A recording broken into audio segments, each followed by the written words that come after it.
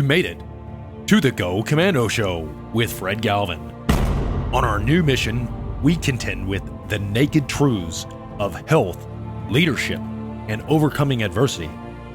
Now, it's time to Go Commando.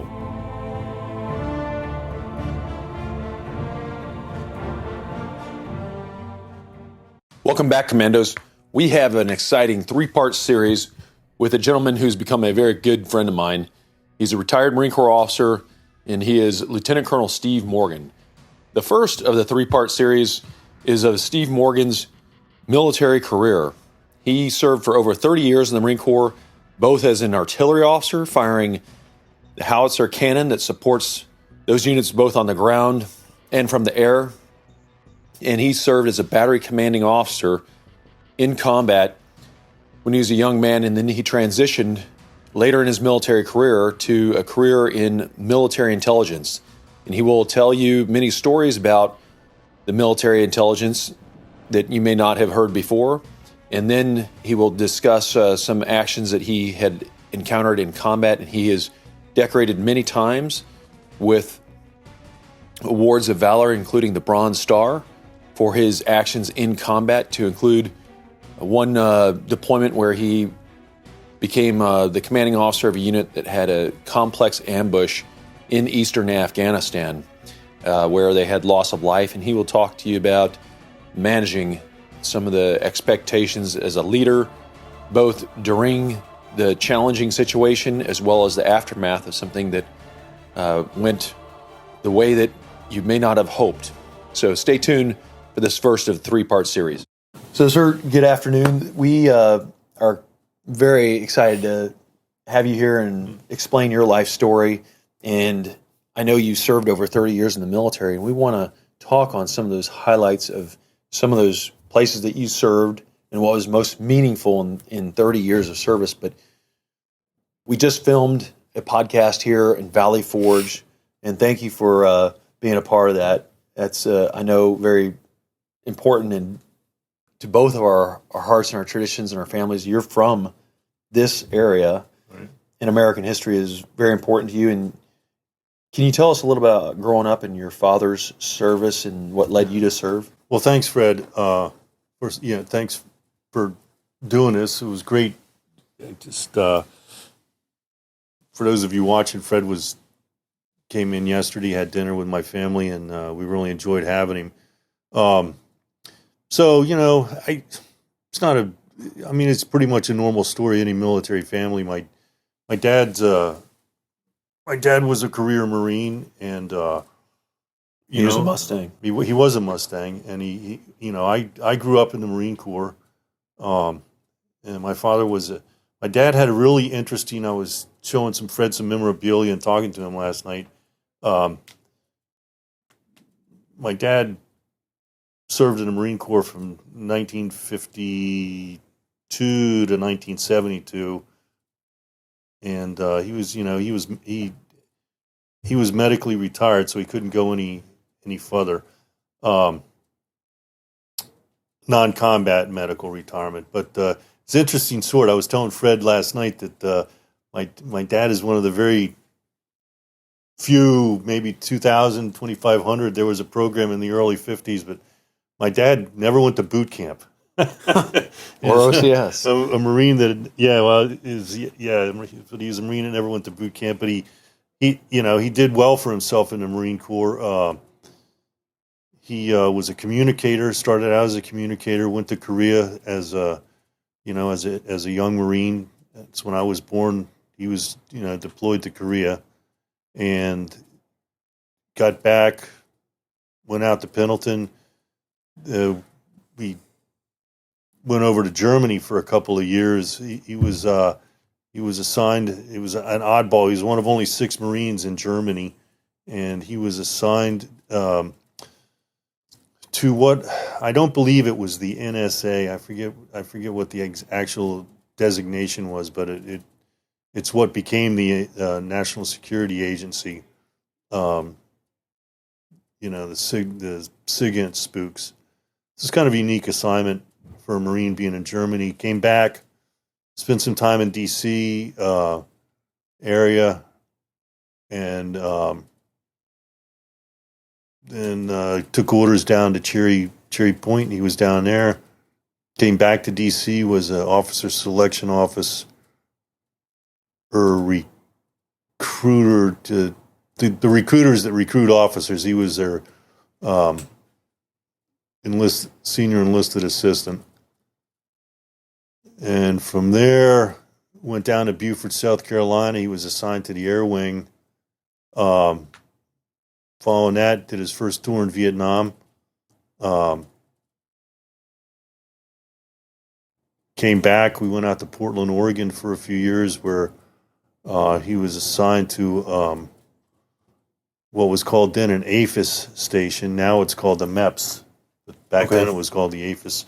Armed Forces Examining and Entrance Station. And I forget what the MEPS, Military Entrance Processing Station. Yeah. Basically screening and processing people to join the military. Yeah, and that's where you throw your hands up and say, yeah, I'll do it. I'll defend the Constitution.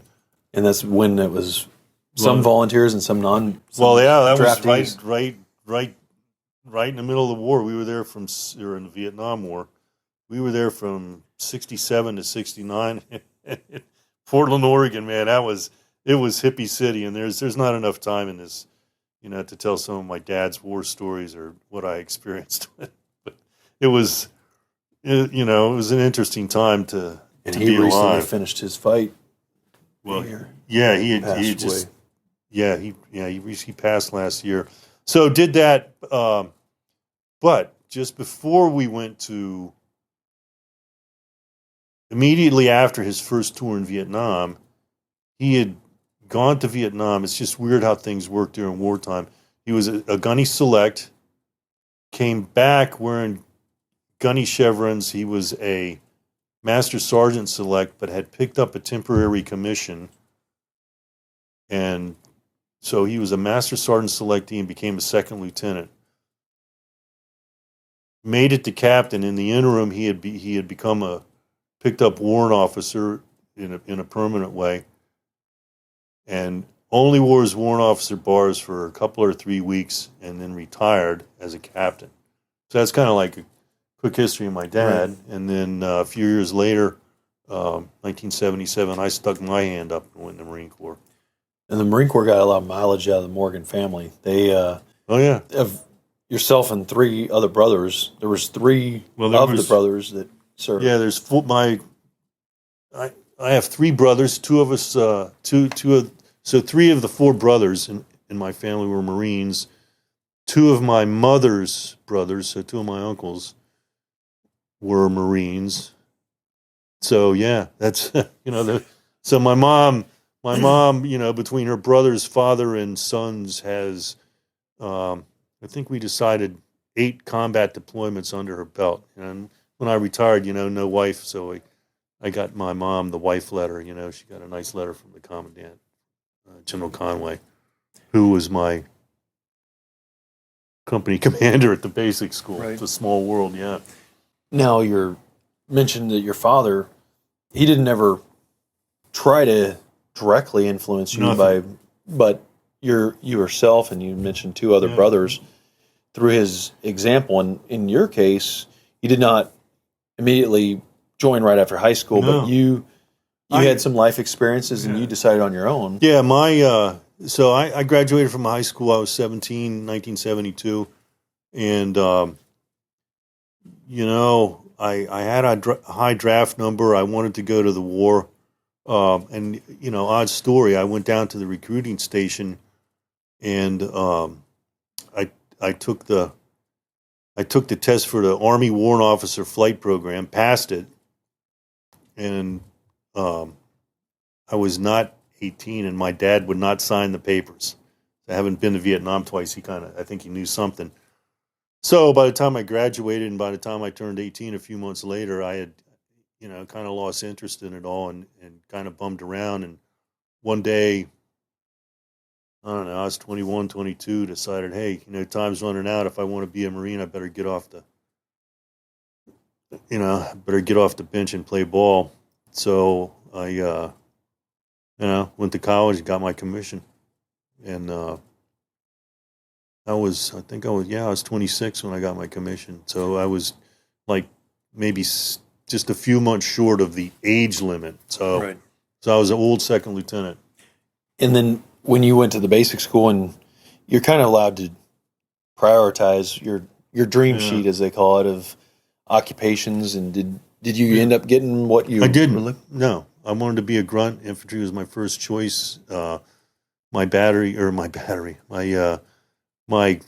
platoon commander was an artillery officer, and he comes walking up to me with his shit-eating grin. He goes, "You're too smart to be a grunt, artillery."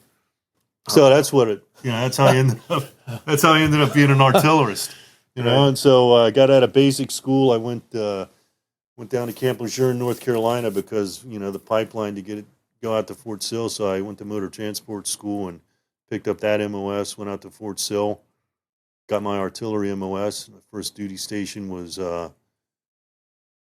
2nd Battalion, 12th Marines, Fox Battery. Did the standard thing on a 13-month tour and went to Korea. I think went over to Korea once, but for about 4 months, so that was pretty exciting. And for those listeners that aren't familiar with the military, what he's mentioning when he's talking about artillery is we have, just like for those of you who did not listen to the last podcast, artillery is fired out of a cannon, and like the Revolutionary War cannon didn't have as long a range. These cannon, at that time, they can fire over 18 miles with certain rounds. Yeah, well, I started out with 105s? With 105s, and they were good out to about 9 to 11 clicks, depending on, what type of ammo you were using. And then eventually, when a little bit later in the career, we transitioned to the M198, and they were 155 millimeter round, and they could go out with a rocket-assisted projectile out to about 23 kilometers. But your longest range with your highest powder charge was probably about 15, 16 kilometers, which is about 10 miles. 10 miles. And then you're talking, there's multiple types of rounds, high explosives, and there's white phosphorus that burns. But the casualty radius, you can inflict a lot of damage with a 155 millimeter round is a very heavy round that in the infantry, which was my occupational field, and we're maneuvering, their artillery would be there to suppress, neutralize, or destroy certain types of light infantry targets or mechanized, even built-up positions. So we work hand in hand. Yeah, and it's also important to note that your 155 round, your 155 millimeter round was it's about it's about 95 pounds, so close to a 100-pound projectile, and it is a far more accurate piece of gear than the 105. So it was really, I mean, artillery was fun, but I still always wanted to be an infantryman, so it was just kind of a bit of frustration. But so after a year in Okinawa as a platoon commander in a firing battery and pretty good motor transport officer, if I do say. It's not something I wanted, but it was kind of a neat job. Went up to Marine Barracks, Japan, and it was kind of like old Marine Corps when you still, we still had barracks duty, and there was a lot of, That was in Yokosuka, Japan? It was, in Yokosuka was the main, that was basically, there was a battle group, and at that time, it was the aircraft carrier USS Midway. Right.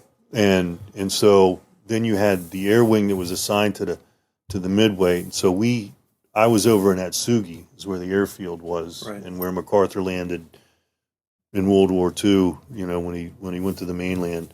So I was over at Atsugi and ended up being the Atsugi detachment commander. So we were responsible for the airfield, but there's a comm stay out there called Kamisea, and You may be familiar with it, but it's a Never stationed on mainland. We trained up in Mount Fuji. yeah. Well, Kemisei is a signals receiving station, and I guess that's all I should really say about that. But we were That's all I'll responsible say for about the perimeter security of it. So I was up in Japan for 3 years, and it was an old-fashioned, Marine Corps barracks tour, and it was a lot of fun. And I think by the time I had retired, I was one of the last barracks Marines around the Marine Corps. I know you were in Norfolk, but they Yes. didn't really do the whole barracks routine, like standing post, standing watch out on a Navy base, and because you used to have. We actually did. Down in Guantanamo Bay. Well, yeah, I guess, that's probably one of the last places. We had Marines 24/7 down, providing the base defense on Guantanamo Bay, but then we also reacted to any vital national and naval asset, like That's right, what Marine happened Barracks after Gitmo. Is it? And I think, is that part of FAST now, or FAST has a responsibility. Marine Security Force? The regiment is our higher headquarters, so we would always have certain amount of our Marines down in Guantanamo Bay, and then certain amount forward. Our area of responsibility was Europe and Africa, so we'd always pre-stage in Spain, which Marines seem to love that area. Yeah. Oh, yeah. Well, Marines like their liberty. Well, sir, how was that deployment when you were on barracks duty there in Japan? Because that's you had not, while you're living with your father and he was in his military service, you had not had the opportunity to live overseas before this point. How was that compared? Well, actually, in Germany, but I was, I was like a little kid. I mean, literally, barely out of. It's like I was telling you today. Yes. German became my first language, so that really was the first time that I had an opportunity to live overseas. As a, where you were cognizant. Loved it. And how was it compared to the other tours you had in the Marines? Over there for 3 years. Barracks duty? Single Marine. Yeah, well, I mean, how? Yeah, listen, I was a single Marine there, and Tokyo was striking 20-minute train ride away, and the trains ran late, and so there were plenty of. It was a great time to be a young Marine, because the liberty was for all of us, for enlisted and officer alike. It was great duty. You get bored doing your standard. It was tough on. It was easy for me because I'd go out and check post and talk to the Marines, but it was, you had the young Marines had the tedium of guard duty, but they had some of the best liberty in the world, and it was really neat because we were also at an airfield. And so there was always a COD, a carrier on board delivery plane, and the base that we were at was the flagpole for Commander Fleet Air Forces. It was a Commander Fleet Air Forces Pacific, or no, that's in Hawaii, but it was a subordinate. It was a 2-star admiral that was in there. So there was plenty of opportunity to fly out of there, Space A, all hither and yon, all around Asia. Right. So the Marines, we could go down to the Philippines for the weekend on liberty. Hong Kong was still, belonged to the UK. We could fly over to Hong Kong, fly down to the Philippines, fly down to Okinawa. Occasionally you get a flight over to Thailand. Not much. On real rare occasions, you could find your way to Australia. Finding your way back was not the easiest thing, right? But it was fantastic. It was a fantastic place to be a young Marine.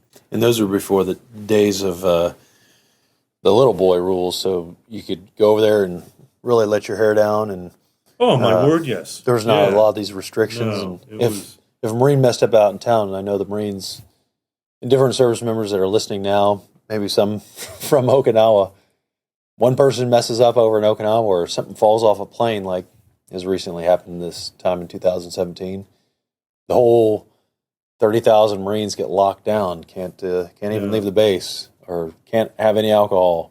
But that was a pretty good time. Yeah, it really was. It was a different. It was it was pre-tailhook, pre, before political correctness was even the vocab, and it was Reagan years. So I mean, it was still, and there were actually, believe it or not, a couple or three World War II veterans still wearing a uniform. And your direct leaders, right above yourself, were Vietnam veterans for the most part. Some of them had been to Korea as young men too. Especially, I mean, it was really. They're really encouraging you to take risks, to be a leader, be aggressive, and live life and experience, and not be timid. And I mean, the Marine Corps is in many ways, the Marine Corps is a healthier place now than it was then. I think physically healthy. I mean, there was, we were talking earlier today, 2-pack of unfiltered cigarette habit a day, a bottle of Jack Daniels, starting at lunchtime. Working hard and playing hard. Yeah, exactly. But it was I don't know. I feel lucky to have seen that, because it's, it's part of history that, and I think the kids today that stay in for, that are around the Marine Corps all their life, like I was, or stay in for 30 years, they're going to look back and they're going to say they were fortunate to see whatever's cool today. I don't know. I can't imagine, but, a lot of these Marines are not combat veterans. They don't have a chance to, that's why it's important. We're filming from the American Legion. A lot of Marines are getting out and they don't have a chance, or different services, they don't have a chance to join, actually, the requirements of the Veterans of Foreign War. Become a member of one of these veterans organizations, whether it's the VFW or the American Legion, that allows folks who have not had the opportunity, like right now, as he's describing, to go to war. That's the main difference. Is American Legion will accept anyone that's served in our country, and the VFW is more for veterans of foreign war. But you were in a situation that, very early in your career, you got the opportunity to deploy overseas. And your first duty station was Hawaii, is that correct? No, Okinawa. Okinawa, okay. And so you were in Japan and in a firing battery. I thought it was Hawaii. Well, Hawaii, I was battery commander. Oh, okay. I was a lieutenant. That was down the road. In Okinawa, yeah. Okay. So, yeah. So those were some definite, that's kind of like at that time was kind of the edge of the empire. And the Japanese, there was a lot of things changing right around that time, with the American bases on Okinawa going from control by the U.S. and even the government there to, right when you were there, just after that, it became the control of the Japanese government again. So a lot of things had changed. Yeah, but it was, it was just, I mean, that was a good time to be a Marine in the Pacific, out at the edge of the empire, like you call it, because it was just the Wild West, Wild Far East. Yeah, it really was, and believe me, boys and girls, all the lies you think you've heard about the Philippines, every single one of those lies is true. And to be honest with you, I think as you get a little older, you look back and you look back at some of it was bad behavior, but I'm not going to apologize for it. It's just what it was, and I will say, at least for myself, I did not let it get too out of hand. Some people did. I don't think that's some of the things that went on down in the Philippines and other parts of Asia are not the brightest shining star on our military history. However, that's just what it was. And there's no sense, I'm not going to try and apologize for it. Just figured I'll live my life correctly from now on. But you were raised in an era where most of your superiors, officers, and enlisted, especially these enlisted Marines who had been fighting in Vietnam, several tours, that instilled in them a bias for action, where today's day and age is completely different. Oh, every when I left the Marine Corps, when I left active service in 2008, it was just completely different, than when I put my hand up in 1977. Just a completely different mindset. The whole, and you and I have both done enough joint time. I think we do a better job of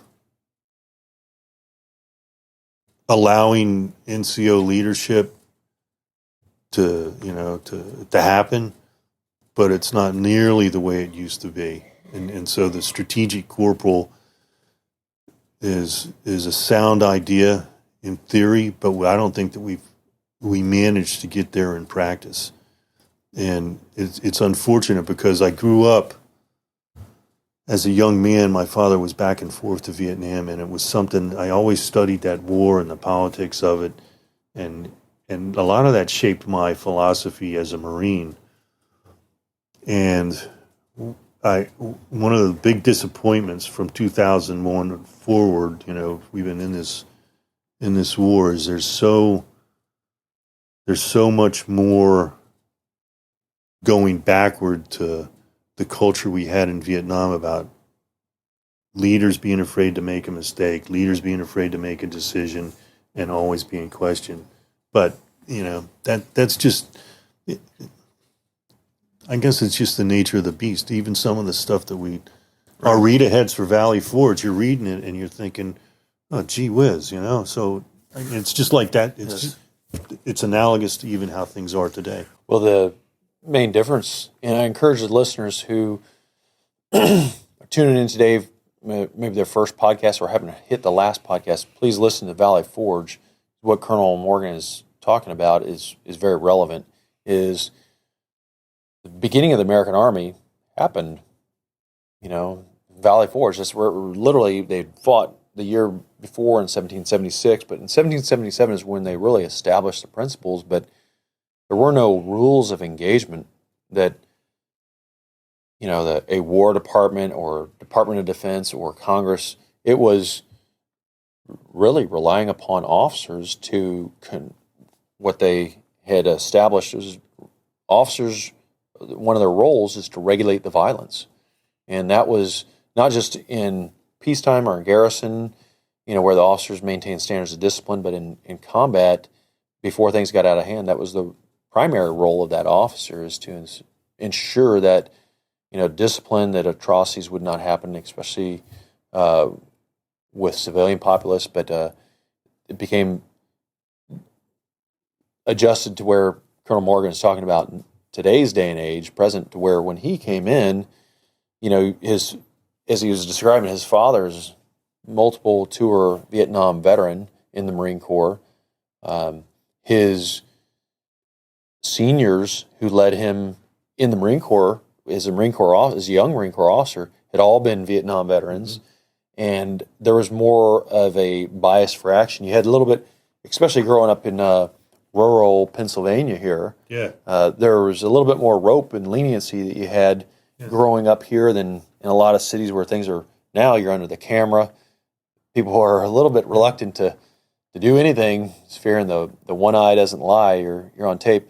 But back then you were allowed to do a lot more trial and error, make some mistakes. Yeah, absolutely.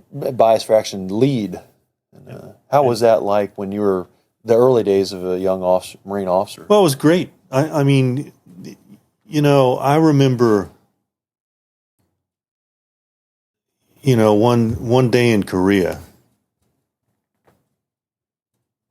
I was, I had for some reason, the battery commander and the XO they were off doing something, and I ended up moving a battery, a full battery, from the southern part of South Korea down, Uncheon? Yeah, Pohang. Okay. Pohang, all the way up to Uncheon. Right. Not Incheon, but Uncheon, up north above Incheon. It was a great experience, and I think today in Korea, it would be hard to pull that off the way that I was able to. And I think, it wasn't just me, it would have been I was just fortunate enough to have been picked to do that. But you it was were a member. lieutenant then. Yeah, it's second lieutenant. That Not would even definitely not happen today. yeah At all. And so, and it was like a no-brainer. And it was, hey, my battery commander, said, hey, Steve, Jake and I have to go do something. We're gonna, we got some battalion meeting or something. Anyway, we need you to take the battery up to Unshan. We'll be up tomorrow or the next day on a helicopter. Oh, okay. I mean, and that was it. I mean, that was, I'm sitting PowerPoint briefs, right? No, I'm sitting layers of confirmation briefs in an old ammo bunkers. We kind of had like the lieutenant's BOQ lace. I remember it to this day. I'm lacing up my boots, and it's very matter of fact. I'm like, okay. You developed a plan and you executed it. Well, that was the plan. It was pretty. Yes. It was pretty much. And Verbal well, order. it was a verbal order, and I don't want to be too cavalier about it. To be, the honest truth is the staff NCOs were there to help me along. There was a good first sergeant had been at the Marine Embassy in Vietnam, the final shootout in 1975. He was an embassy Marine, and there were a couple of staff sergeants who were motor T guys, and a couple of gunnies who were guns platoon and FDC. So I mean, you had a lot of experience, but you're right, Fred. You wouldn't just cavalierly toss off a convoy like that, because it's probably what do you think that move is from Pohang to Unshan? Probably 125, 150 clicks. A couple hours. Yeah, on the road. I mean, it's a good. And so you're now not seeing the street signs. There's no GPS back then. No, there weren't. You got to get it right. Like you had a map. So that was it. Anyway, yeah, that wouldn't happen today. But that's just, it's just how the world has changed. But it did prepare the first time that our paths crossed in a geographic point, although we had not actually personally connected or professionally connected, was shortly after that time you became a battery commander. So you're in charge of an entire artillery battery, and you deployed to combat. So I did my barracks duty. I did my school, did a little staff tour. Then I got out to Hawaii in 1989. I was there from 89, 92. Deployed to Saudi Arabia. Not a bad time when you're in Hawaii either. No. Well, I was stationed there for 3 years, and I think I was on island 6 months. So it's good to be a single man. Yeah, so it was gone. But I was fortunate enough to take a firing battery to war.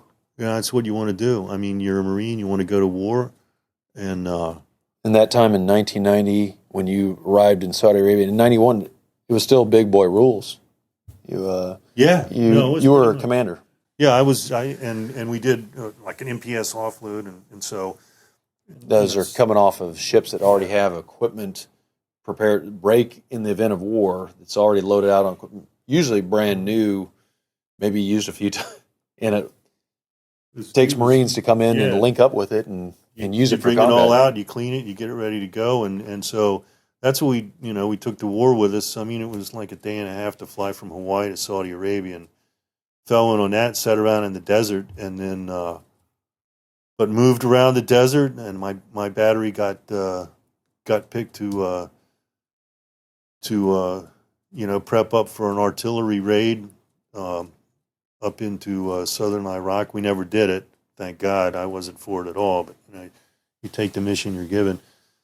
And then, shortly before the war itself kicked off, there was that little problem they had up in Kafchi. I don't know if your viewers are familiar, but I was there. Yeah. So went up to the Battle of Kafchi and really worked our guns. That was probably the pinnacle of my life as an artillerist, because we got to, we went up there went up there. We were ahead of the infantry. We were supporting the 3rd Marines, and started firing. And so that was, I think, the pinnacle of my life as an artillery guy, because you really got to do what you had trained and it's finally combat after all these years. And so, yeah, it was a lot of fun. And and then I guess, 3-4 weeks later, when they actually kicked off the invasion of Iraq, I was part of, the First Marine Division sweep up into the, to the elbow there, and went into Kuwait.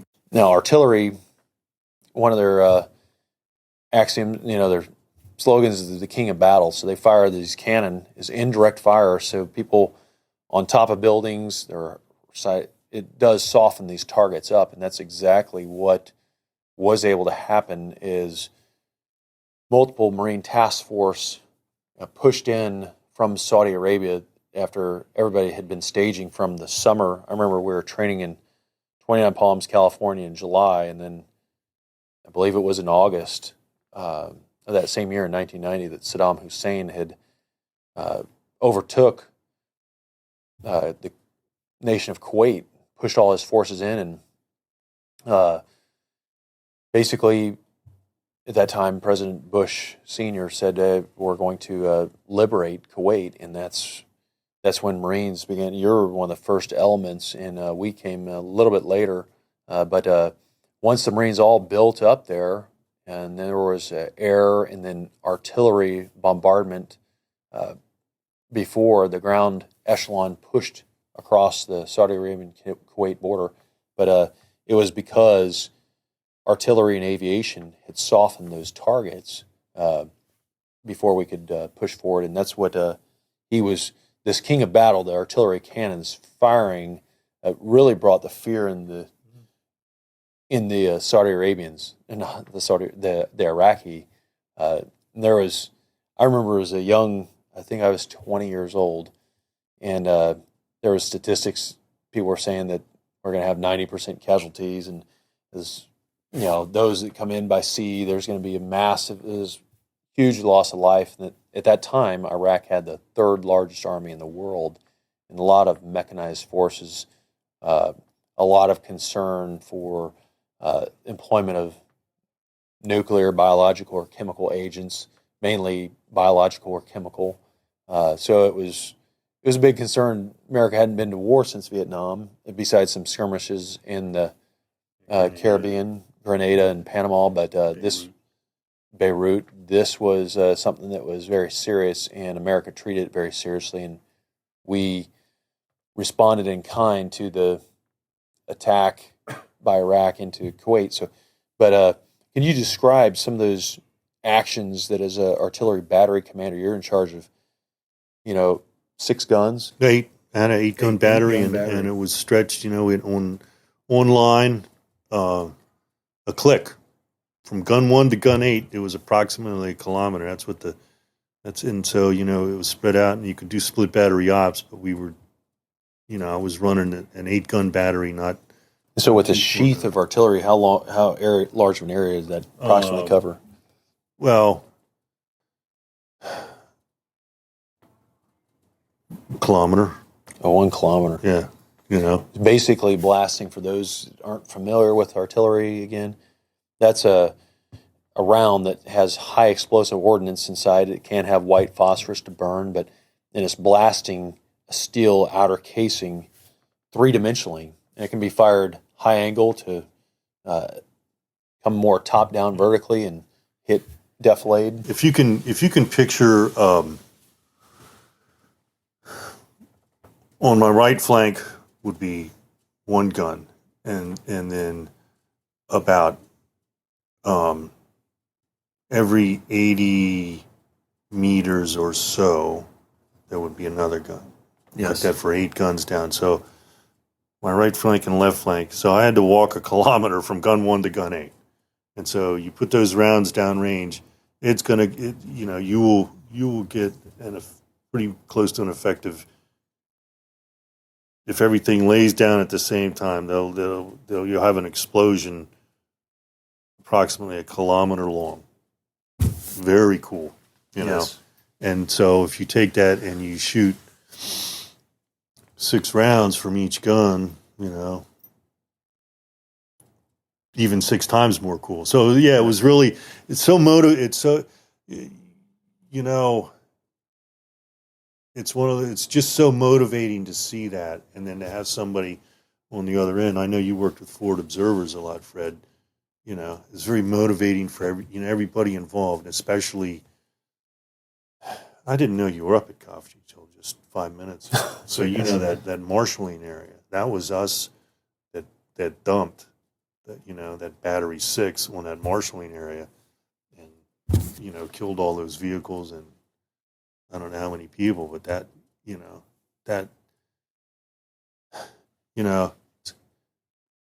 that you can piss off the liberals and I really don't care, or the weak sisters, or what. That's the thing that Marines live for, and it was just, it was so motivating just to do that. And one thing in this, in this particular bit of combat, we really weren't getting shot back at very much, and so that's important for the listeners to note what he just mentioned in the relation to is Americans. In this, that was 1991, so there was some technology coming into evolution. We hadn't technically had the smart bombs, riding lasers or GPS in, but we had night vision, we had GPS, but it was in very, very limited quantities. So we were still trying to figure out fighting an enemy that was a large number of forces, but they were, their technology had not evolved at the same rate as ours, although they had a lot of oil and they could buy a lot of Russian equipment, and they had a lot of armor. They were very lethal, but some of the things that we talk about as far as training and the defense, spending, is we were very dangerous towards ourselves as a military, as Marines. That there was a lot of friendly fire because although we trained, we didn't have unlimited spending, so a lot of what we were using was aviation, and since it wasn't riding lasers or using GPS, it was what they were looking at through different optical sensors. So they could see certain things, and they could not tell if it was friendly or a foe, like an adversary. And a lot of times I remember very specifically an Air Force A-10 hitting a Marine light armored vehicle and killing all the crew members in that. And that happened repeatedly, and that still happens to this day. It's just reduced. But and nothing against Colonel Morgan, but that we had a bias for action. That was, we were at that point. I remember, I was a young Marine. I was on my first trip to the Philippines, and we get the push into, we're going to go into Kuwait from Saudi Arabia, and we offloaded in Al Mashab, Saudi Arabia. And so it was take bold action, and that's how we'd been trained to take bold action and not to hesitate.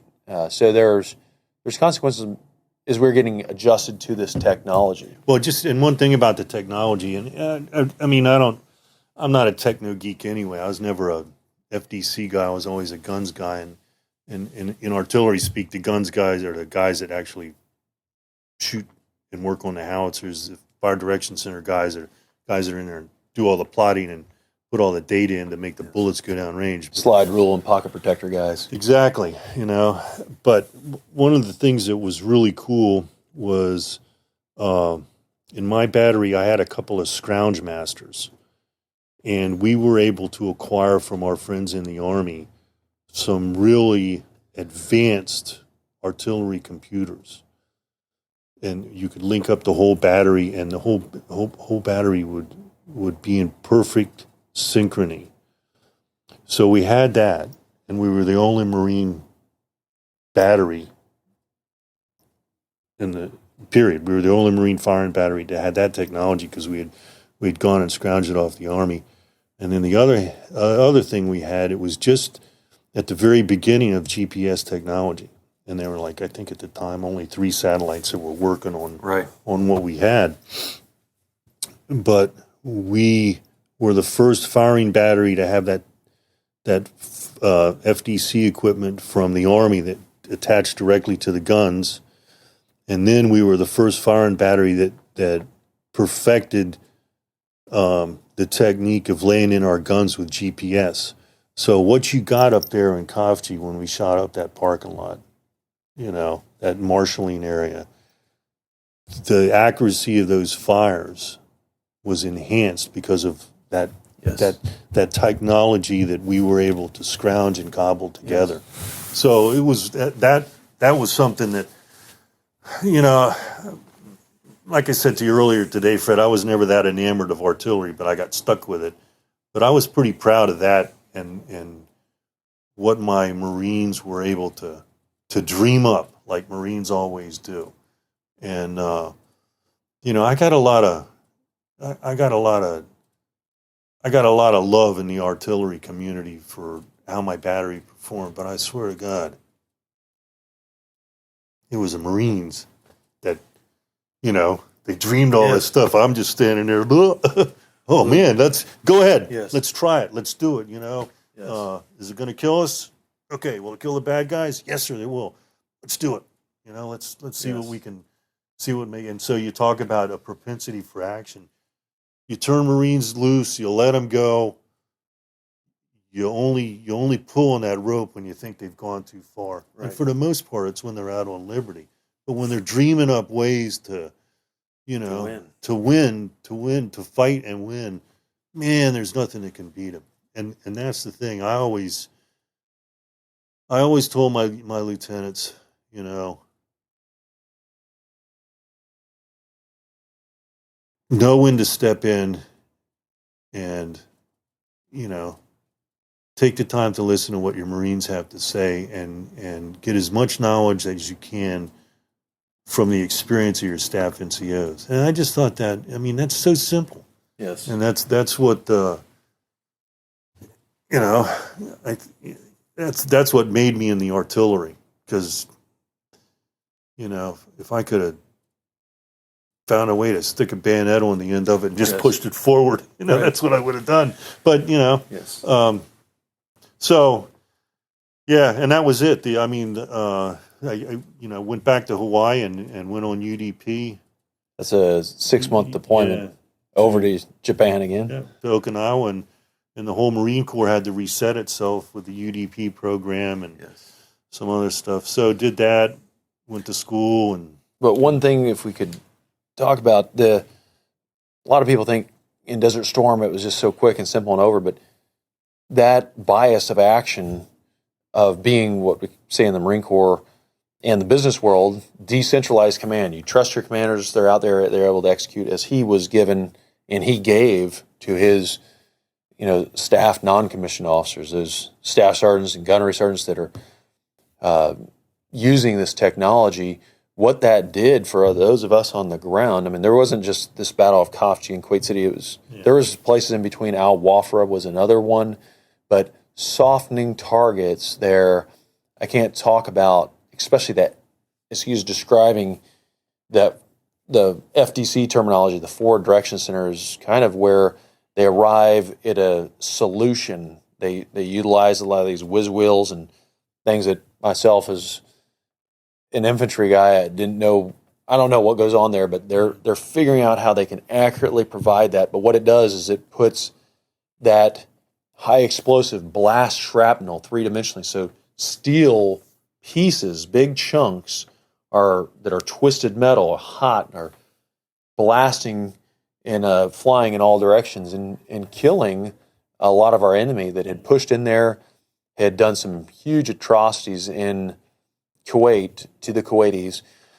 And and what I wanted to elaborate on is, instead of a lot of U.S. Marines going in there and dying, we sent, high explosive projectiles in there blasting. And so a lot of the, Iraqis were doing the El Presidente. They surrendered. They were surrendering in droves. And what was good is because our technology on the ground was, very few people had night vision. Very few people had global positioning satellites. So, and what was going on the ground was the Iraqis had destroyed a lot of these oil mines, oil rigs. So it was just bursting fuel in there. Like noon looked like midnight. It was getting all over your uniform.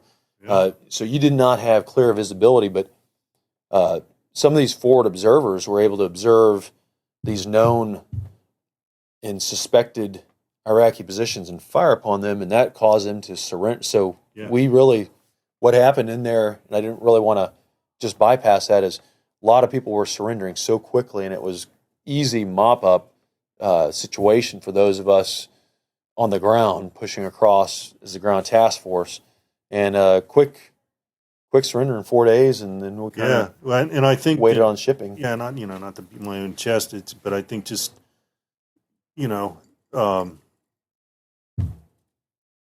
close air and artillery.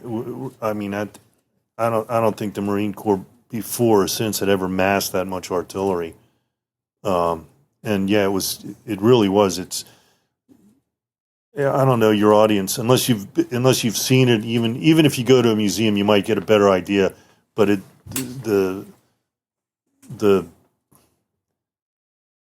damaging projectile that an artillery round produces is just one of the most frightening things on earth. And I know that I couldn't believe the streams of prisoners. It's interesting because you and I have never spoken about that, but we didn't know what to do. It was massive. Their cages were rattled. The Iraqis' cages were rattled from aerial bombardment and from artillery. That they just quit. They threw up their hands. I mean, it was just their cages were so rattled. It was like, we can't live through this. And for the viewers and listeners, if you want to go on the YouTube channel and look, it's about an object like this big is a normal piece of shrapnel from either a aviation ordnance or an artillery round, but it gets twisted as it blows up and jagged, and has many razor sharp serrated edges, and it is hot, and it's blasting from high explosives, and just literally pushes through any part of your bodies and leaves scars like butter. And it's that will make almost anyone surrender. Is bombs are going off in multiple directions, before you, behind you, and really creates panic in units that aviation had taken out a lot of their communication. So there's a lot of confusion. Yeah, and they weren't being properly supplied, like in Valley Forge, and the result was their leadership collapsed and they surrendered in mass. And it really sent shockwaves to us, as we thought we were going to die to almost the last man, because we were a small Marine Corps force. And then now we're dealing with the opposite of the expectation was, how are we going to feed all these prisoners? Mass surrenders, yes. And how do we do this? And it was quickly over. And the Kuwaitis and the Saudi Arabians were very grateful that they had freedom reign. So, so right after that, sir, you went to Okinawa. Went to Okinawa on UDP. Went down to the Philippines. Good times. And it was the end of the good times. Actually, Mount Pinatubo. Mount Pinatubo had blown, and when we got there, we got there after Pinatubo, 3 or 4 months after, I guess. You're one of the last units. Well, I was the last firing battery in the Marine Corps to shoot there. What is it, Green Beach? I forget what the beach was. Anyway, we were the last firing battery to shoot the Philippines before they closed Subic Bay Naval Station down. Are you getting a little emotional, on sir? Yeah, yeah, really. It was a good time for those that were in the Philippines back before it closed in Subic Bay. Yeah, and it was. I mean, it was great liberty. It was great training, and there again, as late as the 90s. I was down there operating on my own.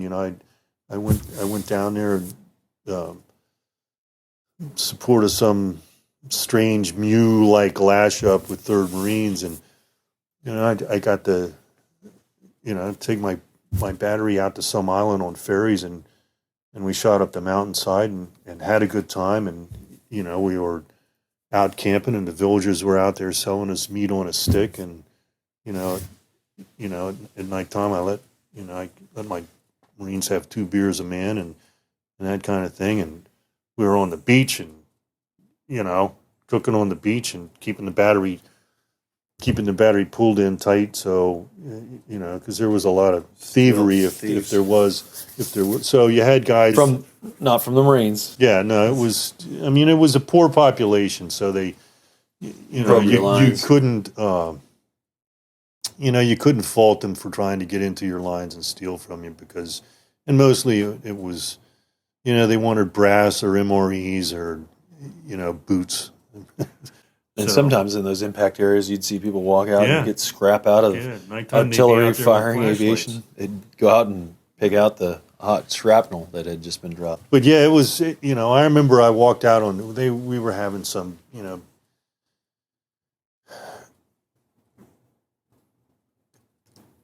some post-operation, party. The battery was having a party out on the beach, and it just, a couple of helicopters flew by real low, and it just reminded me of that beach scene in Apocalypse Now, because the Marines were just, and there were girls running around, and there was lots of beers and cigars being smoked, and like I said, meat on a stick, and there was a pig being roasted. And my first sergeant was a Filipino Vietnam vet, and helped a lot. Oh yeah, trust me. So everybody was his cousin, and of course they loved him. So it was, it was that I think was for me anyway the last of the, I guess what do you call the big boy rules? Yeah, the Wild West. Yeah, it really was the last of the Wild West, and then and then it was back to Hawaii, and I was back in Hawaii after that for a couple months and got PCS'd out back to the East Coast and did some staff work for a few years and went down to New Orleans with Marine Forces Reserve and did a lot of work with those guys. And so on 9/11, is that where you were? On 9/11, yeah, this is after New Orleans. And so 9/11, I was at the Navy Annex, which is part of the Pentagon Reservation. If you understand the workings of the Pentagon, and so you had what was called the Pentagon Reservation, and the main building other than the Pentagon that was on the Pentagon Reservation was the Navy Annex, which has since been torn down. But technically, I was not in the Pentagon on 9/11, but I was on the Pentagon Reservation, and the attack was helped right set next up. door. Yeah, helped set up the I guess the Casevac station. And fortunately, they were able to manage all the casualty care, triage, and all the rest down at the Pentagon without having to bring them up the hill. You got that lawn out there, so they set up all that. So yeah, I was there at 9/11. Went down to Norfolk, Virginia in 2002, and then shortly afterwards, you did a combat deployment to Afghanistan. I did, yeah, but I went to Norfolk to do an intelligence tour. And that was, I had done intelligence work down in New Orleans. What led you to make the change from artillery to intelligence? Well, there was, first of all, there was, I had always been interested in intelligence, and my interest in artillery had waned, and I saw, just kind of the signals, the writing on the wall. There wasn't a future for me in artillery. The Marine Corps was short of logisticians and intel guys, and so somehow or other I managed to pick up both MOSs. I was always a great believer that if you get put in some billet working in MOS that is not your MOS, you need to find a way to get that as a tertiary or secondary. And so I picked up an Intel MOS along the line. And as it turned out, a lot of people don't realize it, there was more opportunity to get in on closer action the intel field, if you were willing to go into the field, if you were willing to deploy, there was always, more opportunity there to get closer to the action than to be 15 clicks behind the lines with the artillery. So that was part of it, and I just, I found it to be interesting work, and as a kid, I was always interested in what was going on in Vietnam. I was always interested in the Marine reconnaissance activities in Vietnam and the Yes. Army Special Forces and what Right. was going on there, and I was fascinated by some of the CIA programs. So Yes. for me, it was just because I was interested in it, and I just thought it would, it was an opportunity to do some more cool stuff. Would you briefly describe? A lot of people have heard about intelligence, but they don't understand.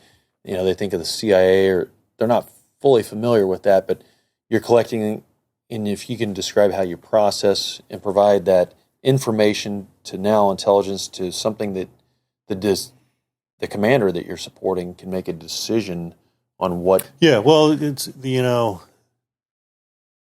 and that's another thing too. I was interested in it just because of my experience, in Saudi Arabia, and just how I saw that battalion commanders didn't. They always thought intelligence wasn't worth any, but they didn't understand it. It wasn't because they didn't really think it wasn't worth anything. They just didn't understand it. They weren't polling for the No, information. not at all. And it was just, hey, go do a piss test. Well, that's not how it works. So For so many years, it had been a peacetime environment. They Yeah. hadn't really been challenged in that way. right, and they should have been because they come screaming for it. But so I mean, it's not a complicated puzzle. I mean, you can make a really good intelligence product, and I'm a big believer in it, especially nowadays, from open source stuff. You can go out on the internet and gather all kinds of information, and you can, especially if you take a young kid, it's like, let's be honest, Fred, as officers, mostly what we did, supervise. So there's not especially the higher up you get, there's not a lot of hands-on, but you can take a young kid and sit them down and pull all kinds of information, off the internet, watch TV, make some notes, news, and then kind of discern and compare and contrast, and then maybe get on just the classified, the SIPRNet, just get on the classified net and see what's going on out there. Kind of compare your open source notes to what's on the classified system, and you can put down a really, really good product that you want to deliver to the general and say, oh, okay, sir, here's my analysis of this particular issue, and you got point A, point B, point C, and it's like you're making a standard brief, but the most important thing is that that the commander understand that what the enemy's capabilities are, and what possible courses of action the enemy commander will take. But you can't get so much into the enemy commander's mind that you can predict absolutely what his or her intent Right. is going to be. And so you just have to and so that too all gets back to, okay, I've given the boss the best information that I possibly can. I've given him the best analysis of that information that I possibly can. So that gives him the best intel product that I can possibly give him. But at the end of the day, it's not for me to say that the enemy commander's going to drop a bomb on us at 5:00 in the afternoon. It's for the general to say, okay, what action am I going to take based on this intelligence that either A, prevents the bomb from being dropped on me at 5 o'clock in the afternoon, or if it does happen and it doesn't get, this is very hypothetical, but it's, it's kind of like a kid's little game. But then you say, or what do I do to best protect my people from harm from that bomb that I think is going to be, that I think is the commander, not the intel guy. So it's pretty simple, but at the end of the day, it's the commander's call, not the intel. You're providing an assessment. And an example is a lot of people out there believe that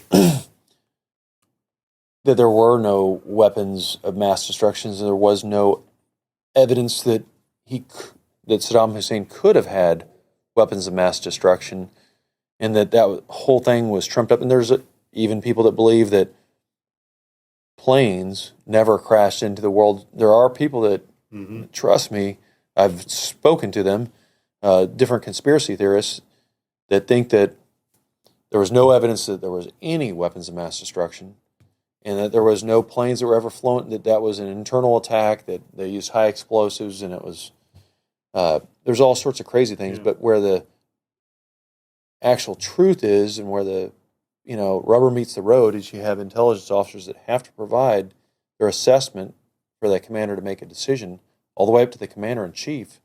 They're utilizing the best information, intelligence that they have available, and 9/11. And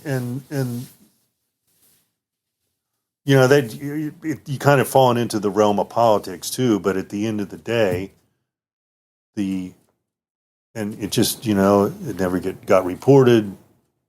Whatever administration it was, whatever, it never got pushed. But at the end of the day, in this specific incident, the Iraqis did have the capability, but they never put them together. They never. And so they did have the components, sort of like now North Korea. We've just found out this summer, it's been declassified, that they actually have the capability, and he's not just threatening to use it. But back then, even after the war in Iraq had started, they found, the components of, materials for biological and chemical weapons. That was located and found. It's just the reporting, and that leads to other topics that we won't get into depth with the fake news. People are filtering what gets out, and it's unclassified, but it did.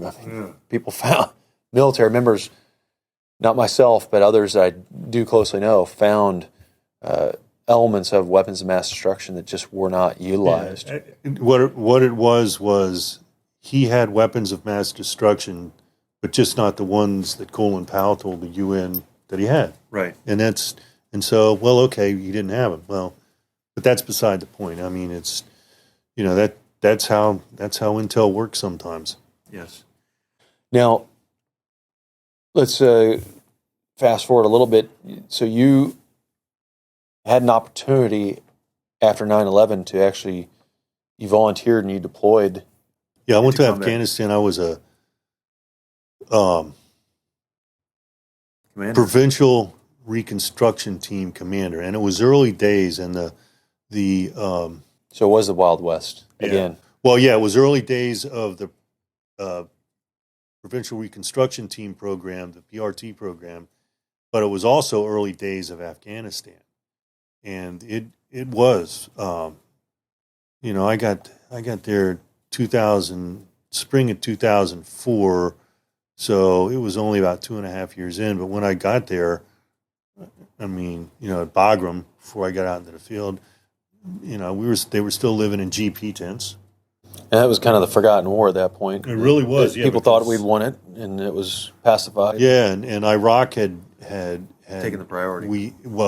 Because we had achieved victory, and then all of a sudden we hadn't, and so we were, it was surging force. Yeah, and so I was in Afghanistan before Fallujah. I was there before first Fallujah and left right after second Fallujah.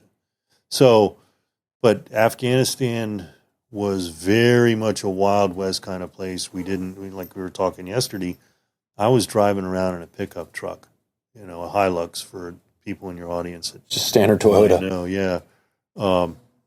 And I drove myself because the youth of America can't drive standard. And then the other reason, like we discussed, I had a limited number of up-armored Humvees, and I wasn't going to get into an up-armored Humvee and let my troops drive around in an unarmored vehicle. It's just, it's bad leadership, period. And we had some soft Humvees as well, but, it was mostly those pickup trucks and some Ford,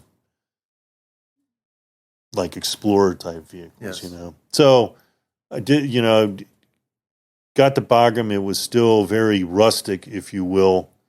All the old, I don't know if you would remember the pictures, because you were there a few years after I was, but you still had all this old piled up rubble of all the old Russian MiGs and aircraft, and it was, it was really, it was, and once again, I feel like I was lucky because I got to go there in the early. It would have been like being in Vietnam in 1962, but once again, I had a lot of freedom of action, and I had kind of an oddball groupement of people working for me. I had a bunch of guys from the Iowa National Guard, which was fantastic because, you had that cross-section of people, got auto mechanics to college professors and everything in between, working at the Walmart, working at the Dairy Queen. One guy was a veterinary student, just weird, and carpenters and electricians. So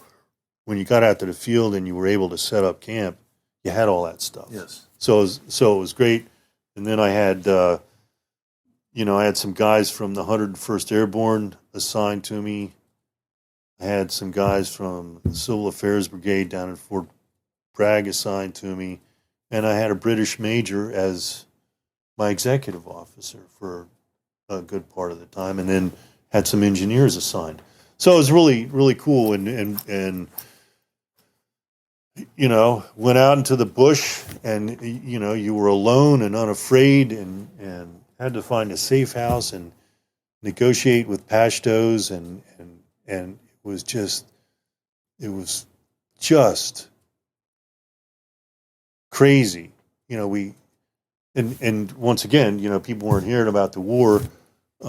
We were getting shot at 3 or 4 times a week. We'd get in these little, I wouldn't even call them a firefight, just little kind of shoot back and forth skirmishes. And you go down to the local governor's office and say, that guy over there in that farmhouse is shooting at us and this kind of thing. And he'd go do whatever they did, and it would stop, and then somebody else. And so it was just kind of crazy. And then, about halfway through the tour, we started to run into IEDs, unsophisticated IEDs, but IEDs nonetheless. And you had that kind of stuff, and we really didn't. But the Afghans, they wanted to fight you the entire length of your tour there.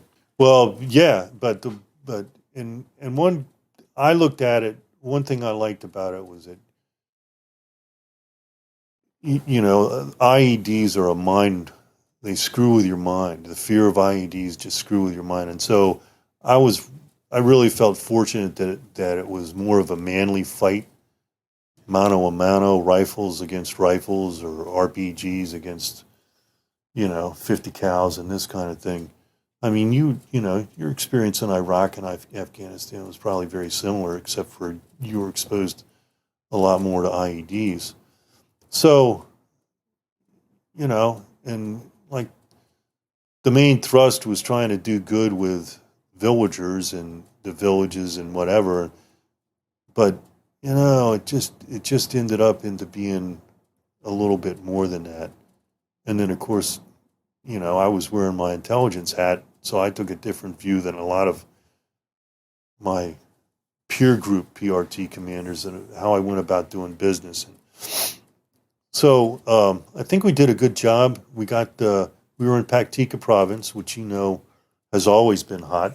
It's always been a hot. Lawless. Yeah, it's always been a very hot province, and looking back on it, probably did some foolish stuff. But if I had it to do over again, I'd do it again. You had experienced one particular situation there where you encountered an ambush, and can you talk a little? Yeah, bit we took a pretty. We were going out to Skin. I think that was the name of the. Yes. Yeah, we were going out to Skin to do a. We owed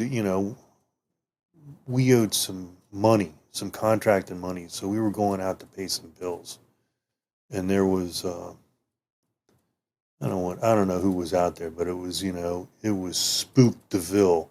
There was a hobgoblin of alphabet soup agencies kind of hanging around at this place, and they just had a very little, chow hall kind of support that was there, and we had some bills to pay into town, so we went out there, and we stayed in that little. Fred, I don't even know if you could call it a FOB, a forward operating base, or not, but it was just. Well, you weren't out there. No. You were never in Bactica, but anyway, coming back, we got into a hell of an ambush, and it turned out, I lost a kid. KIA. I lost. I didn't lose, but you lost him. On a medevac bird. I lost 2 kids on a medevac bird. One kid had lost his left arm and his balls, and the other kid, we had some ammo catch on fire in one of the Humvees that took an RPG hit. This kid was. Made a hero out of himself, and he's working hard to put out the flames, and I remember this. I had stopped, and I was working my radio. It's I laugh now. It was tragic, with this Humvee goes barreling by me on fire, and this kid's just. Just barely ass hanging out the turret and trying to beat this fire down with his arm, and the hood in the back. The RPG had just torn right through it, and it was all fiberglass, and so that kid got medevaced. Did you guys stop, or did you push through, or? Well, we pushed through, but what happened was we had to go back because a couple of vehicles got knocked out. And we had to go back and do a rescue. So this is a complex ambush. You got hit by a direct aim. Yeah, we got explosive devices. We got hit at the front and the sides, and every single vehicle took hit. Well, every single vehicle was shot up in some way, shape, or form.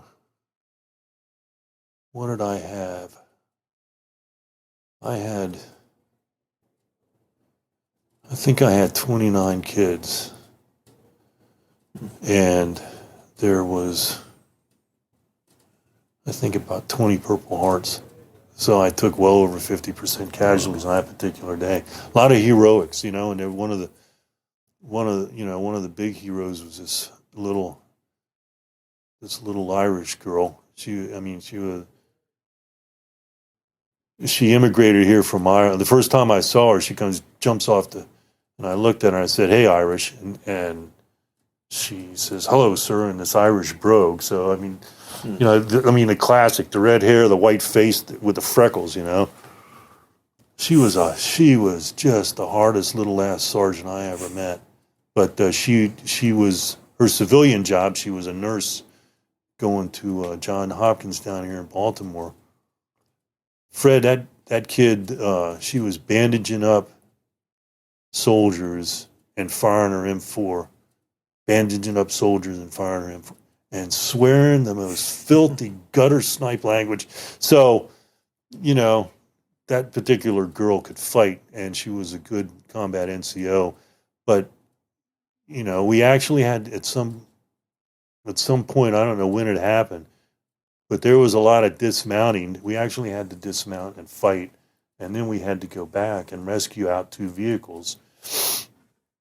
we put thermite on those two vehicles because they were just friggin' shot to hell. And one thing I'm always proud of is the one Humvee. There was some. This is all while you're under context. Yeah. Oh yeah. Yeah. It was but they were it's like get that classified gear off because there was some radios on there that you wouldn't want to fall in the hands of the enemy. So they did that. I had one lieutenant. He got a Silver Star out of it. So yeah, that was a tough day, but it was about you get into a firefight and you think it's like God, it lasts forever, and it's only like 3 or 4 minutes. This was it bordered on a battle, but it wasn't quite like that. And we were in such a ticklish spot in the mountains where they got us that we couldn't call any kind of fire support at all because our comms weren't working. Right. And so we had to get out of there and down into the big valley. And those Afghans, they know that terrain and what it does to our communication. Yeah. They utilize the sun when it's opposing, and you got to hand it to them. I mean, they're not they're not these cave dwelling illiterate. They know how to fight very well. They do. They know exactly. So that was a big event, for me. I mean, it's but I was very proud of.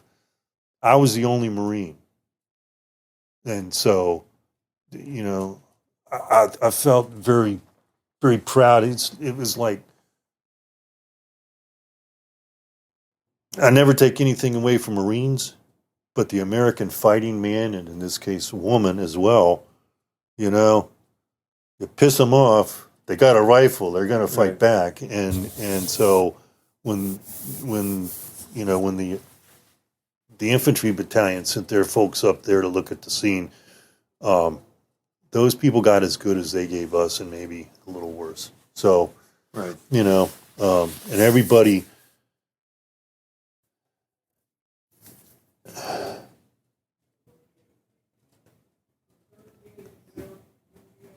As much as everybody's cages were rattled, I was really proud of the fact that, they stood, they fought back, and they did what they were trained to do. There was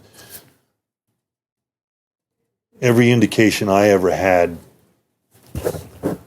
from that evening after we got to a place where it was, because it was actually we had to drive another 2 hours to get to a safe place. Every indication I had from that time until now is that no one froze up and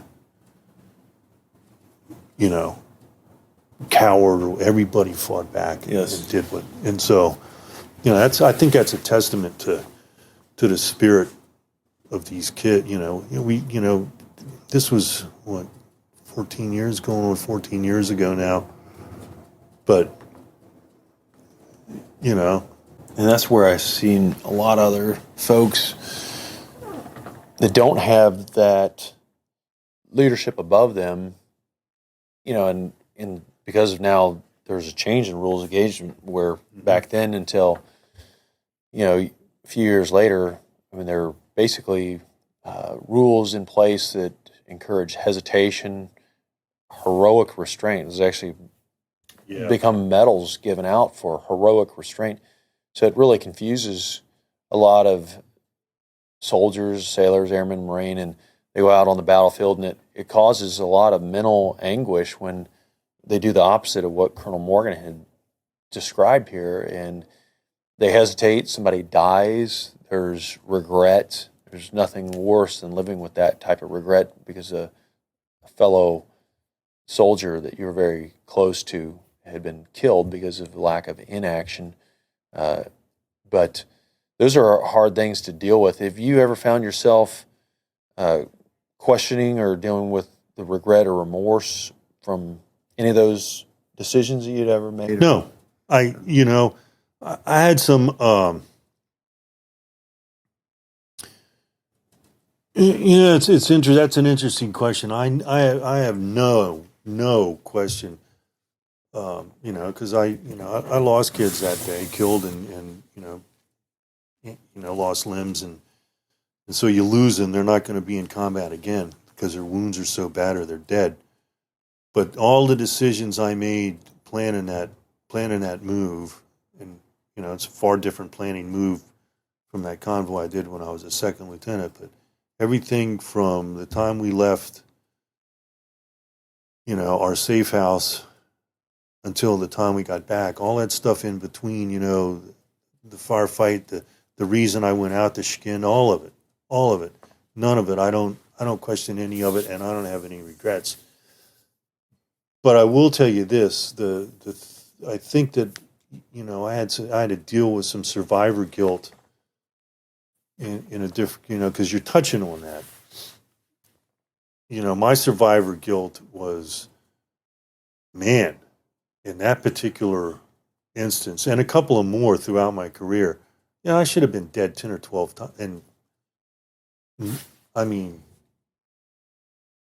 nothing, I mean, like you've been, it's like, don't you ever wonder as much shit have you had flying toward you? How come I never got hit? How come? I mean, nothing, not even a scratch doing an evasive maneuver or something. So, you sort of feel like what George Washington felt is back in those forefather days, they call it divine providence. Yeah, that's what I like. God had his destiny for you, and it was not then and there, but he had a role for you then and there. And a lot of folks, there's people out there that just, they believe in a lot of different things, whether it's luck but as you've described, I mean, there's so many times when the statistics make it not improbable, impossible for you to come out. I mean, when you're volley fired by machine guns and rocket propelled grenades, and you come through alive, that's well. In that ambush, I literally had an RPG go off in front of me, no further than that camera sitting right there. Nothing, Fred. It was like I was in the perfect spot of the blast radius. And really, the thing that I had trouble with most about losing people was losing friends. That, I think it's like you did too. I know you lost. You lose friends, people whatever. We had guys from the command went out there and got killed, and like, how the hell does that happen? And I mean, just weird stuff. Right. Like somebody standing in a headquarters area and a sniper snaps him off. That that guy was there for 3 days, and you and I both multiple tours, nothing. Not a Purple Heart between us. Somebody killed the first day or the very last day. It just seems weird. So you do too. I've got a lot of friends and acquaintances, resting down in 60. So. How has your faith, when you've had to revisit some of those survivor guilt and those dark feelings, and you're in those valleys, and a lot of people have those, maybe it'd be a different area with employment issues, substance abuse, but my faith is kind of, I'm kind of quiet about it. I look, my mom's like, you met her yesterday, she's really the epitome of a good Christian woman. And so I just kind of look at mom. So it's, the guidance your mother gives you. And so I'm 63 now, and it's kind of cool that my mom's still hanging around. And so I just, I just think about, my mom's saying a prayer for me, and you just try and do the right thing at the end of the day. And I just think it all works out. But for me, it's like all the stuff I've been through, all the stuff I've seen, both the bad and, really good stuff. You can't deny that there's a God, and you can't deny, that for whatever reason I was being looked looked out for. When That there's something there, you can't deny it. And I'm like anybody else. I say my prayers, silently, privately. Situation like we talked, being in anytime you're in a close fight, ambush, you're saying some damn fast prayers too. But but the point is, you prepare. Yeah, I've always, and other people are watching out for you, praying for you. And I think, but I feel good enough about this world and what comes after that. I gave up being afraid of dying a long time ago. And I think that's when you can lose your fear of dying, you've mastered your faith. Because if you are afraid to die, you don't really have faith. And that's a key point. A lot of people talk about different people throughout history, samurai, but that's something that in my military career, it wasn't just something they taught us. It was in force reconnaissance, we're trained during the close quarter battle packages each time you go through that to, understand and basically sign your will in a clean conscience, have your entire plan so that you enter training and combat the completely clean conscience, knowing what will happen. And you, during each drill, when you're training and rehearsing, you visualize yourself with different types of these injuries. If you're shot and assessed during the training of being shot in the arm, leg, chest, head, of what that would be. So when that happens, you have thoroughly prepared, and you do not go into shock when you, by chance, may be wounded. And that is so important. What Colonel Morgan had just said is understanding and being right with not just yourself, but with your family and your maker. And I had personally some struggles that myself, not,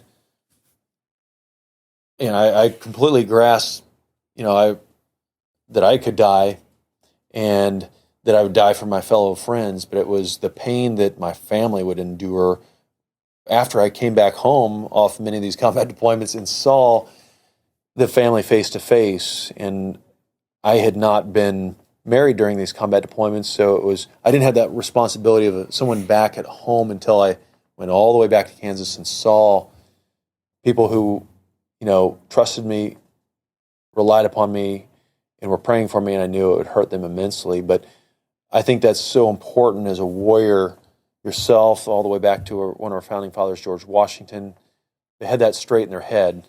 And even as George Washington was threatened to be relieved, he knew if that's what it was determined, he didn't have anything left. He would give it all for his country, and that was something in his mind he had acknowledged. And basically, those viewers out there, you may be struggling with something at work, fear of being fired, how you would prepare for your family. And, one of the things is to live without that fear, is to visualize yourself and attack it direct on. And how I would do that was having my faith in God, that God's always going, just like George Washington, God is going to provide in no matter what the case. And so many of these occasions, were just ambush, volley fired, especially in repeated deployments in Iraq. The odds and statistics were that we would not come out alive, but we did. And that's why people think that, miracles don't happen.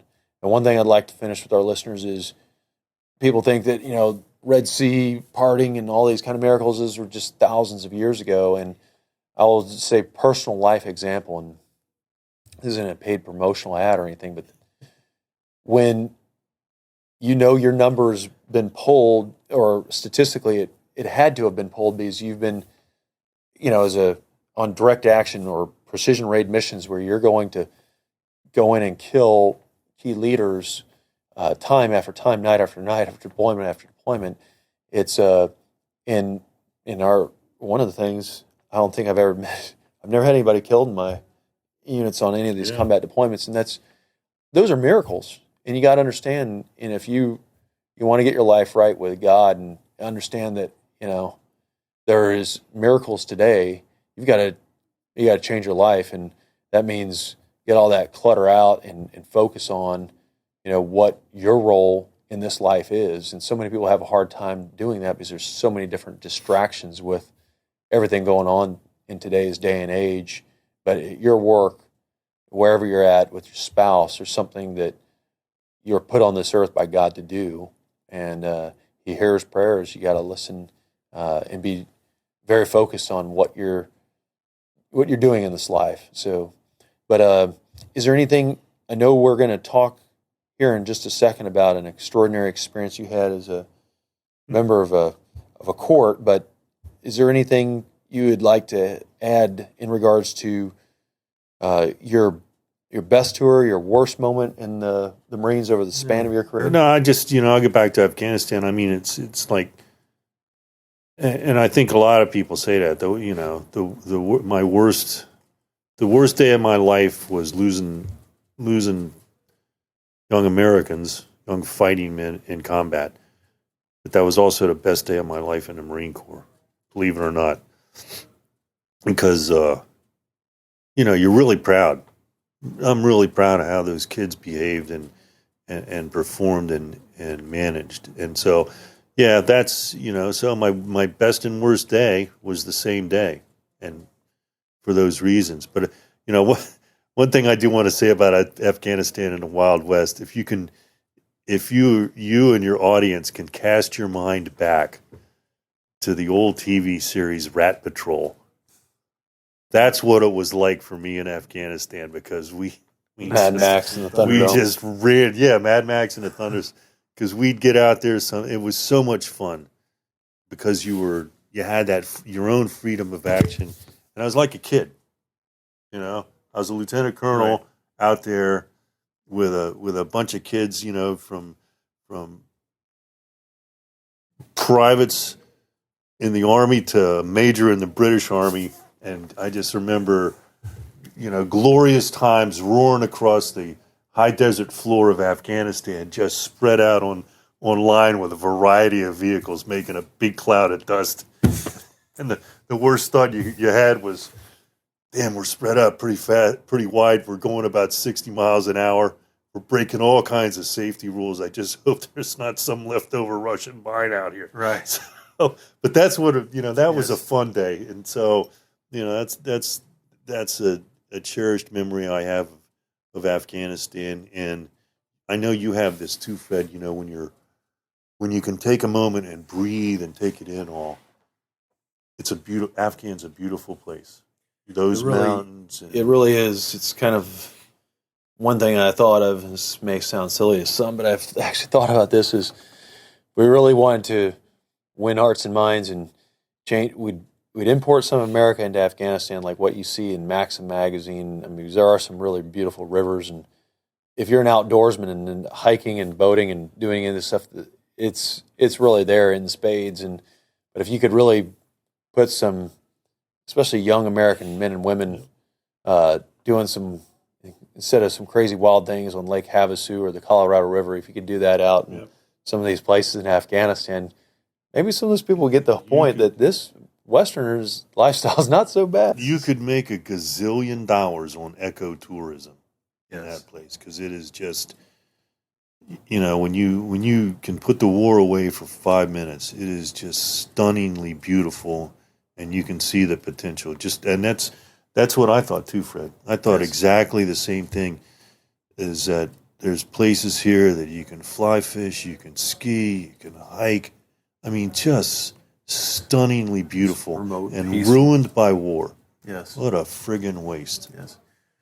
And one of the things as we close, and I really wanted to thank you, and I know listeners will want to stay tuned on the next podcast coming up, where he talks about an incredible tour, or an incredible trial when he was a member of a panel or jury in our war crimes trial. But what Colonel Morgan is too humble of a man to talk about, and how I don't want to compare him directly to General George Washington, is he was decorated for heroism in Afghanistan. He'll never tell people about that, but it's one of several awards for heroism and valor on the battlefield for our country. And many times I've experienced a particular situation where he contacted me and always was wanting to know the heart, how the Marines are doing, that he knew I'd served with him and been in my command.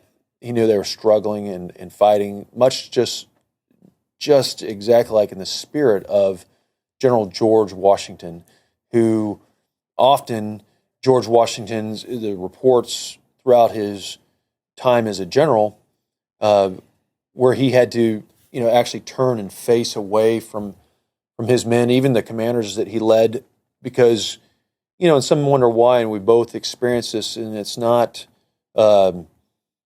anything that's easy to describe other than it's a love for those American sons and daughters of America that have been given to you. And that's what I see I've personally seen it from him. He has exemplified, and it's something he'll never talk about. You'll never hear anywhere else. But I wanted to really let the viewers know and let you know, sir, that it's something that I've appreciated over the years. You've always, from the very beginning, kept that genuine, sincere, authentic interest in the welfare, and I think that's something that you had instilled into you as a young man from your father, the welfare of the men and women who serve this country on our front lines. And it's so important. It's meant so much to myself, the Marines, who I've had the privilege to lead.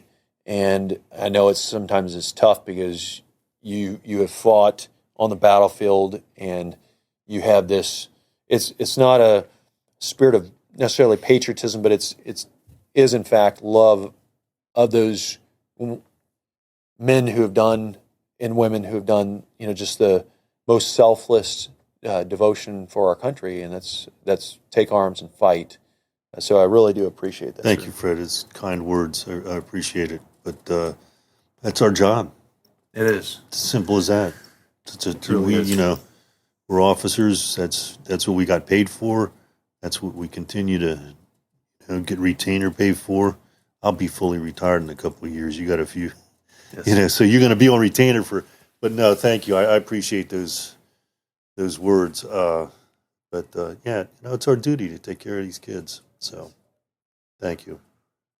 Well, thank you, sir, and thank all you viewers. Stay tuned for our next podcast. We're going to get into what was, as I've been told, is the longest courtroom trial for a war crime in modern American history, and it was the trial that I was involved in Lieutenant Colonel Steve Morgan. He was a jury member. So we're going to get to that in the very next podcast, so stay tuned, and thank you very much. To all my fellow grunts out there who in your youth felt it was your duty to protect us, I salute you. And thanks to the listeners of the Go Commando Show who labor on the farm, who are sweating on the construction site, putting forth your very best at the office. You are making a difference. Support the Go Commando Show in our pursuit of bringing you the highest quality professionals. Infiltrate the website at gocommandoshow.com, where you can view all of the podcasts and arm your team with incredible deals on health supplements, commando clothing, and equipment. Every time that you get a good deal, it supports the show. What deals? When you purchase anything from the website, Amazon, healthcare supplements, you're covering our six. And to the ladies on the team, when you outfit yourself in the super sexy threads from Naked Zebra, and yes, I'm talking about in fuego, you are firing the sniper shot for our commandos. How else can you support? It's simple. You smash the follow and subscribe buttons on our social media. That is how you support us bringing great guests to talk about serious subjects, not the mainstream media's fake news. So thank you, and until our next show, stay in the attack and go Commando.